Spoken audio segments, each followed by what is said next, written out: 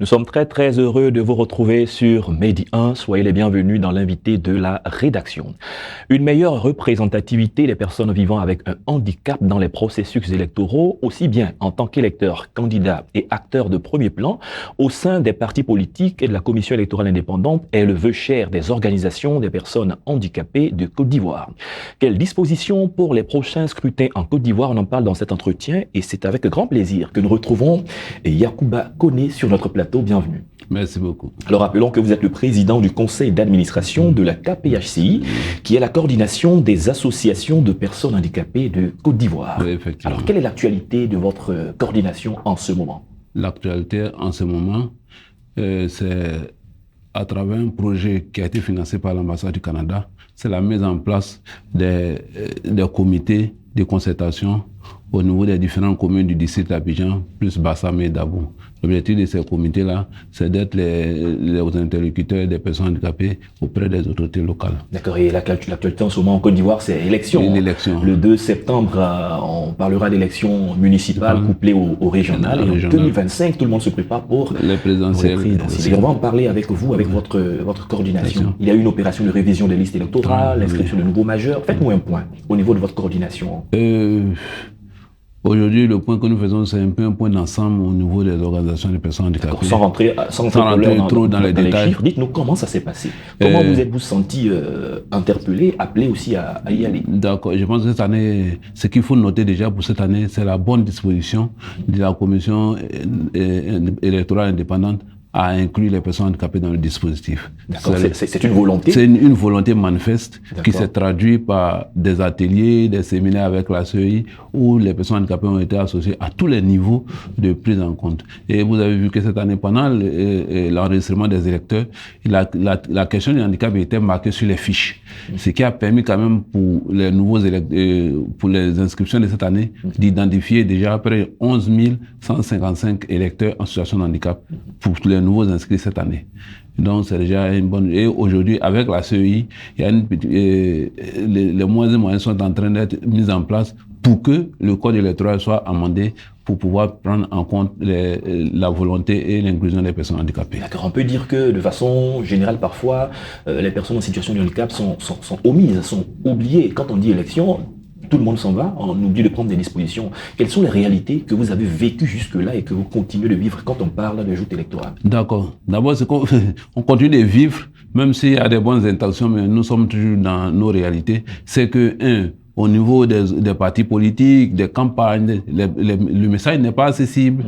Les personnes handicapées ne sont pas associées. Généralement, souvent les candidats n'ont aucun programme pour les personnes handicapées. Ils sont souvent surpris de voir que les personnes handicapées les interpellent. Et les lieux de vote et les lieux d'inscription ne sont pas accessibles. Souvent, aujourd'hui, vous voyez que c'est les écoles qui sont utilisées pour les lieux de vote et les lieux d'inscription. Souvent, il y a les escaliers, il y a les étages. Donc, l'accès est compliqué. D'abord, on a un problème d'accès à l'information et un problème d'accès aux infrastructures. Et il y a aussi l'attitude des gens à penser que les personnes handicapées ne doivent pas être concernées par les problèmes d'élection. Pourquoi? Pour eux, les personnes handicapées, ils doivent être dans une bulle autre que la bulle sociale. Or, aujourd'hui, les personnes handicapées, c'est des citoyens à part entière. Ils jouissent de leurs droits. Au cours d'une élection, lorsqu'on débrouille les bulletins, on ne fait pas la différence entre un bulletin des personnes handicapées et un bulletin des personnes dites valides. Donc, un bulletin, c'est un bulletin. Donc, une voix, c'est une voix. Et aujourd'hui, les difficultés d'accessibilité, en termes de communication, en termes d'infrastructure, en termes de logistique, font que la participation des personnes handicapées, les personnes handicapées, c'est besoin comme les laisser pour compte des élections en Côte d'Ivoire. Parlons des difficultés de communication. Il y a eu une bonne période où on a annoncé qu'il y avait la révision de la liste électorale et que les personnes concernées pouvaient aller dans le centre de vote. Il avait été même dit qu'on voulait enregistrer de nouveaux majeurs. Problème de communication, les malentendants, les personnes de cette situation, comment est-ce qu'on a rendu accessible l'information? Bon, je pense que l'information n'a pas été rendue accessible, à part ce que les organisations même ont fait en tant que sensibilisation et de mobilisation sur le terrain. Comme je vous le disais tout de suite, Inbox, il y a un projet d'inclusion des personnes handicapées qui est piloté par la Confédération et un projet auquel toutes les organisations des personnes handicapées participent. Dans les 5 communes où ce projet-là est mis en œuvre, toutes les dispositions ont été mises pour interpréter, sensibiliser et amener les personnes handicapées à s'inscrire. Et aujourd'hui, nous sommes dans la phase du contentieux. On appelle aussi également les personnes handicapées à aller vérifier leur nom sur les listes électorales pour voir s'il y a des difficultés pour qu'on puisse saisir les autorités pour pouvoir rectifier. Donc, à part ces dispositions-là, dans les autres communes, il n'y a pratiquement pas de dispositions pour accompagner l'inscription et la participation des personnes handicapées. Vous étiez engagé, quand je parle de vous, la coordination était engagée dans une série d'activités, notamment pour des plaidoyers, pour la participation citoyenne, démocratique, politique des personnes en situation de handicap. Aujourd'hui, quel est le point? À quel niveau est-ce que nous en sommes? Nous sommes heureux quand même que le message est en train de porter, mais vous savez que tout changement est un peu difficile et lent, mais nous pensons que nos autorités commencent à être, surtout les partis politiques. Aujourd'hui, dans la plupart des localités, les candidats sollicitent déjà les personnes handicapées pour être présents sur les listes.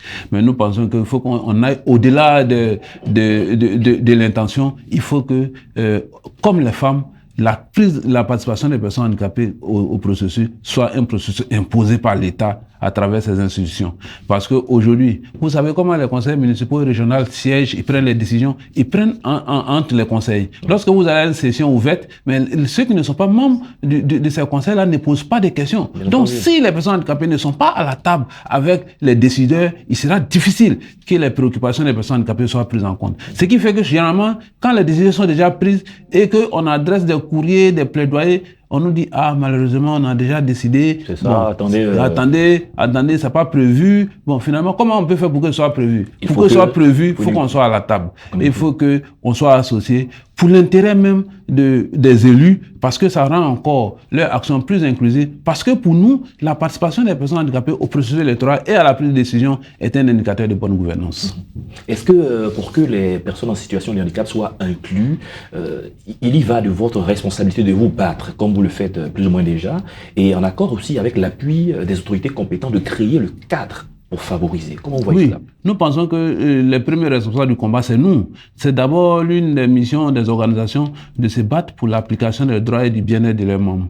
Et aujourd'hui, nous avons estimé au niveau de la coordination que l'un des moyens les plus sûrs d'inclusion des personnes handicapées, c'est la participation à la gouvernance locale et aux prises de décision et aux actions politiques. Parce que on sensibilise les acteurs politiques. Vous savez, c'est les opposants qui arrivent au pouvoir. Oui, bien entendu. Est-ce que maintenant, si quelqu'un, au moins il est au pouvoir et il est dans l'opposition, il n'est pas instruit sur la question du handicap. Quand il arrive au pouvoir, il improvise. Bien sûr.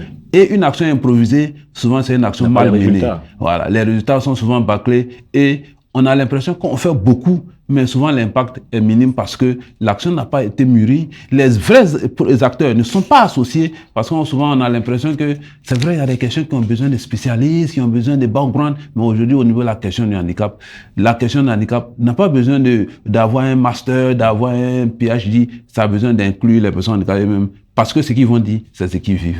On l'a dit à l'entame de l'émission, bientôt ce seront donc les élections municipales et régionales, le 2 septembre et puis en 2025. Vous, au niveau de votre coordination, comment est-ce que vous vous organisez en attendant que les décideurs effectivement mettent en place un certain nombre de choses pour favoriser votre nous sommes en train de boucler l'installation des délégations régionales. On souhaite les boucler en juillet, de telle sorte que d'ici le mois de septembre, toutes nos délégations régionales et communales soient opérationnelles pour accompagner les personnes handicapées. Il y a un aspect très important souvent que les gens oublient, c'est que même si les personnes handicapées, par miracle, arrivent à se faire inscrire, le jour des élections, ils ont besoin d'accompagnement. Et aujourd'hui, au niveau de la coordination, c'est l'une des actions que nous menons les jours d'élection, de trouver les moyens pour déplacer, parce que pour le moment aujourd'hui, le vote par anticipation n'est pas encore en Côte d'Ivoire, le vote à distance n'est pas encore arrivé. Donc il faut que les gens soient physiquement présents au lieu du vote, et ça c'est une véritable, puisque les personnes handicapées ont des difficultés de mobilité, et ces jours-là souvent, il n'y a pas de véhicules de transport public, donc c'est pas facile. Donc l'une de nos missions, c'est d'accompagner les personnes handicapées pour qu'ils puissent exercer effectivement leurs droits civiques. Et l'autre chose, c'est de préparer les leaders et l'esprit des personnes handicapées pour qu'ils s'apprennent eux-mêmes à être des acteurs. C'est-à-dire, au lieu de dire aux gens, mettez-nous sur votre liste, nous-mêmes là, il faut qu'on apprenne à faire des listes. Il faut qu'on apprenne à aller aux législatives, on apprenne à aller au présidentiel, parce que aujourd'hui les personnes handicapées, c'est plus de 4 millions de personnes en Côte d'Ivoire. Donc si une personne handicapée qui va comme candidat à la présidentielle, qui se retrouve avec 1 million d'électeurs, il sera un faiseur de roi et la question du handicap sera au centre des discussions.